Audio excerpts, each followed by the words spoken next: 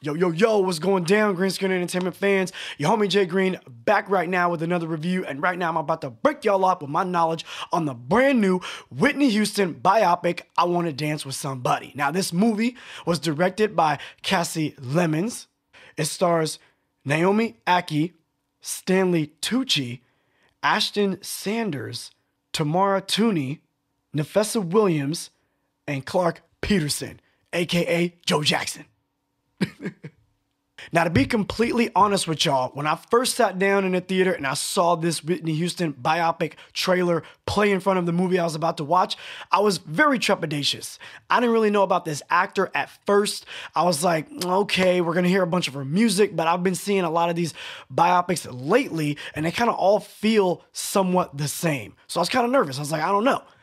I'm happy to say that this movie proved me wrong. It's great. I really had a great time with this film. Number one, I think that the main actor playing Whitney Houston is phenomenal. I say that word all the time. I know it, but she is, okay? She's great. I was wondering if she was actually singing the songs or not. It's definitely Whitney Houston's voice coming out of her mouth, if you will. She's lip syncing, but all the little inflections that Whitney would have, like with her lips and her face and her hand movement and just the way that she moved and her swag, I really felt that she embodied that and did a great job. Another thing that had me a little shook going into this film was the fact that the trailers told me specifically that they are going to unveil a side of Whitney that we, the public, have never seen or even known of before. And I was like, for reals? Because oftentimes some of these biopics claim to be super truthful and in-depth, and then they're kind of surface level. And I was wondering if they were going to actually take that same exact road, but I'm happy to say that Kasi Lemmons and her whole team went the opposite direction and gave us a biopic that was emotionally engaging, character-driven, showcasing Whitney's motivations, why she is the way that she is, different behind the scenes inner workings with her family, maybe even a little bit of like how her record producer was maybe one of the most inspiring and warming people in her life, and how that the people around her truly did care about her, but she was dealing with some inner demons that obviously we understand got the best of her. But throughout this film, it doesn't just focus on that without shielding you from that.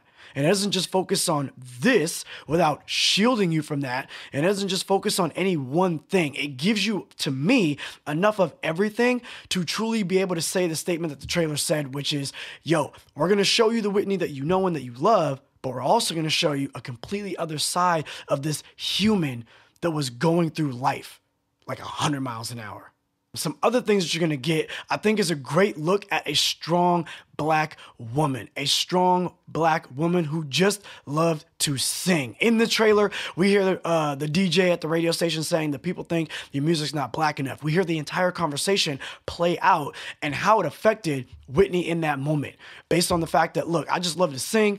I don't need to be this. I don't need to be that. Music is music. It is not defined by color, if you will. And I thought that throughout the entire film, her character was basically that strong woman that really didn't want to be put in a box per se. And I thought that was great to be able to see play out. The acting from everybody in the movie was, I thought, very, very great. There was some maybe that wasn't as strong, but everybody was great, held their weight, and was able to make this entire story come together and be believable and very tangible for someone like myself who grew up hearing a lot of Whitney, seeing her videos, and definitely like live shows and events and stuff like that on TV. So I thought that the entire team, from writing to directing to acting, was great. One of my favorite things about musical biopics is sometimes when we see a little bit of the behind the scenes as to how the artist maybe came up with this song, how they hooked up with the group, whatever it was. I think in this film, we get two fun facts. One, Whitney and I guess one of the guys who's like her main band member or whatever are kind of talking about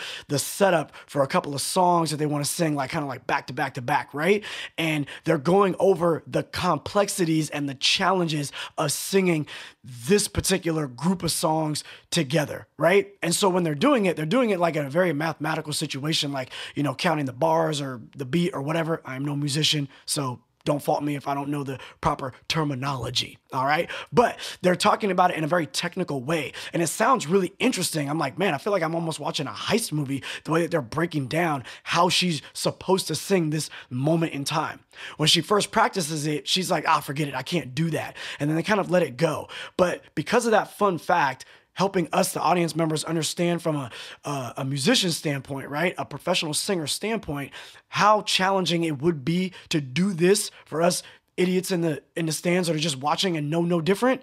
When it finally jumps off, you like, God damn, she's doing it, okay? That was a fun fact for me to see. Now, the other fun fact is pretty much Kevin Costner and The Bodyguard. Yo, I grew up on that movie. I love that movie. I love him and her together in that film. It's great to me. So to see kind of that movie, maybe some filming, understanding how Kevin Costner helped her out with some of the music in that movie and things of that nature and how much he wanted her to be in it with him, that was just fun to see because it kind of brought me back to a time when I was a kid, you know, watching that film, but just kind of seeing behind the lens. So I thought that was pretty fly. Yo, once again, you've made it to the end of the review, and my final thoughts are this. This movie is worthy of a trip to the theater.